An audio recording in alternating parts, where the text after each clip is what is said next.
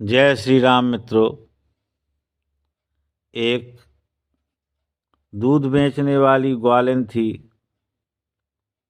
वो नित्य प्रति मथुरा आती थी दूध लेकर के, और दोपहर होते होते वो दूध को बेच करके जो भी उसका काम होता था, यानी कि शाम तक वो अपने घर लौट जाती थी। तो एक दिन उसने एक जगह कथा होते सुनी, तो भगवान का सुंदर पंडाल देखकर उसकी भी कथा सुनने की इच्छा हो गई, और जाकर के वो उस कथा पंडाल में बैठ गई और भगवान के सुंदर चरित्र का गुणानुवाद सुनने लगी, जो व्यासपीठ से व्यास जी महाराज के द्वारा बताया जा रहा था। तो नाम यश का प्रभाव उस दिन सुन रही थी। जो नाम स्मरण का प्रभाव होता है उसका कितना महत्व है, यही उस दिन व्यास जी महाराज बता रहे थे।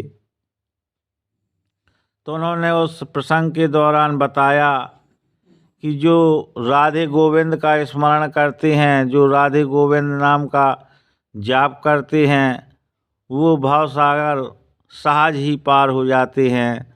उनको भवसागर भी गौखुर के समान प्रतीत होता है।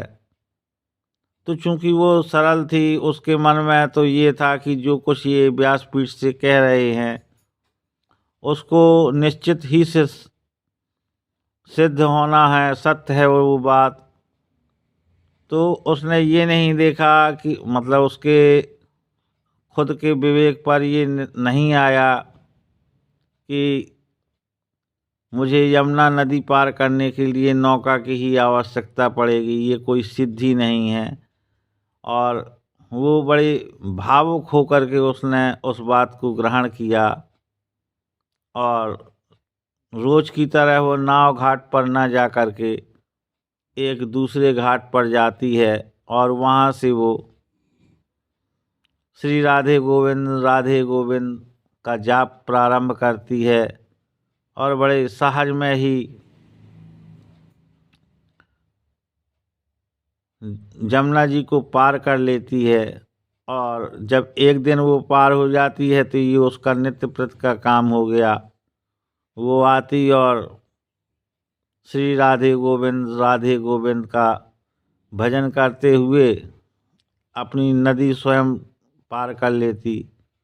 उसको 2 पैसे उतराई के लगते थे एक बार के, यानी पूरे दिन में उसको 4 पैसे नाव के देना पड़ते थे। तो एक दिन उसके मन में ख्याल आया कि जिन गुरुजी ने हमें इतना सुंदर मंत्र बताया है, अब मुझे पैसे भी नहीं लगते हैं, तो क्यों ना मैं एक दिन गुरुजी को अपने घर पर भोजन कराऊं और उनका आतिथ्य करूं। तो वो उन्हें खोज करके उनके घर जाती है और कहती है, महाराज कल आपका निमंत्रण है। पंडित जी भी स्वीकार कर लेते हैं।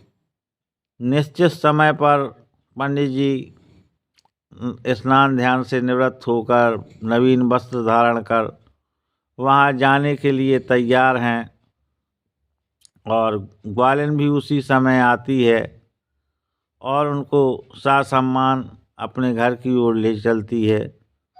लेकिन जब पंडित जी देखते हैं कि ये क्या, नाव घाट तो उस तरफ है और ये दूसरी दिशा में ले आई, तब वो सोचते हैं हो सकता है कोई खाली स्थान होगा जहाँ से ज़्यादा पानी का बहाव नहीं होगा, उस जगह से ये पार करेगी।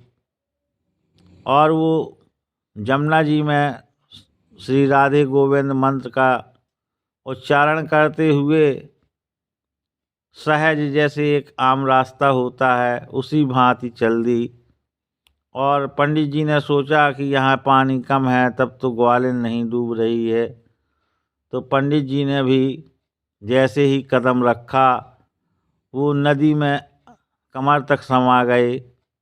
और ग्वालिन ने जब देखा कि पंडित जी तो डूबने लगे, वो तत्काल जो है पीछे मुड़ी और उसने हाथ पकड़ा और बोली, पंडित जी राधे गोविंद कहिए, राधे गोविंद कहिए। अब पंडित जी को तो अपना प्राण संकट दिखाई दे रहा था। बोले मैं तो डूब ही जाऊंगा, कैसे मेरा जो है उद्धार हो, हे प्रभु आप मेरी प्राण रक्षा करें। और मन में उनके बार बार यही सवाल आता कि मैं आज किसके साथ में आ गया, बहुत गलत हो गया। लेकिन वो बार बार राधे गोविंद का जाप करते हुए पंडित जी का हाथ पकड़े अपने साथ में बराबर लिए चली जा रही। पंडित जी रास्ते में सोचें कहीं ऐसा तो नहीं कि ये कोई चुड़ैल या भूत प्रेत है, ऐसा या तो फिर इसके जहाँ जिस मार्ग से चल रही है वहाँ कुछ ऐसे पत्थर वत्थर पड़े हैं। लेकिन आचार्य जी कोई निर्णय नहीं कर पाते। इतने में ही वो यमुना जी पार कर चुके थे, तो उनके साथ में जाते हैं और वो घर ले जा कर के बढ़िया स्नान आदि की व्यवस्था करती है, सुंदर नए वस्त्र देती है और उनको भोजन कराती है। तब आचार्य जी मन में सोचते हैं क्या ये यहाँ मुझे भोजन आदि कराने के बाद मारने के लिए ले आई है। वो निश्चय नहीं कर पा रहे हैं कि ये कौन है, क्या है। और उसके बाद वो दक्षिणा आदि दे कर के उनको कहती है महाराज चलिए अब आपको मैं घर तक फिर छोड़ आऊँ। तो जैसे ही वो यमुना नदी के घाट में पुनः आती है तब आचार्य जी कहते हैं कि ये नदी कैसे तुम पार कर जाती हो, हम तो पहले ही कदम में डूब गए थे। तो बोले गुरु जी आप ही ने तो मुझे वो मंत्र बताया था, आप जाने कैसे भूल गए या आपने उस मंत्र का उच्चारण नहीं किया होगा। तो उन्होंने कहा कि कौन सा मंत्र बताया था मैंने। बोले उस दिन आप ही तो कह रहे थे कि जो श्री राधे गोविंद का नाम स्मरण करता है वो भवसागर से पार हो जाता है। और आप आज मुझसे पूछ रहे हैं। तब पंडित जी बोले धन्य है ग्वालिन तुम्हारी सरलता को। और उन्होंने मन ही मन में उसको प्रणाम किया, आंखों में अश्रु भर आए। बोले मैं तुम्हारे जैसा सहज सरल नहीं हूँ। और इस तरीके से पंडित जी को उनकी शिष्या के द्वारा नदी से पार कराया गया और एक शिक्षा मिली कि हम ईश्वर को अगर सरल होकर के याद करें तो निश्चित ही हमारे जीवन से बड़ी बड़ी बाधाएं भी दूर हो जाती हैं। तो मित्रों कैसी लगी आज की आपको कहानी ज़रूर बताइएगा अपने कमेंट्स के माध्यम से। अगर आज चैनल पर आप लोग नए हैं तो प्लीज़ सब्सक्राइब कर लें, वीडियो को लाइक ज़रूर करें, इससे थोड़ा सा मनोबल बढ़ जाता है। जय श्री राम।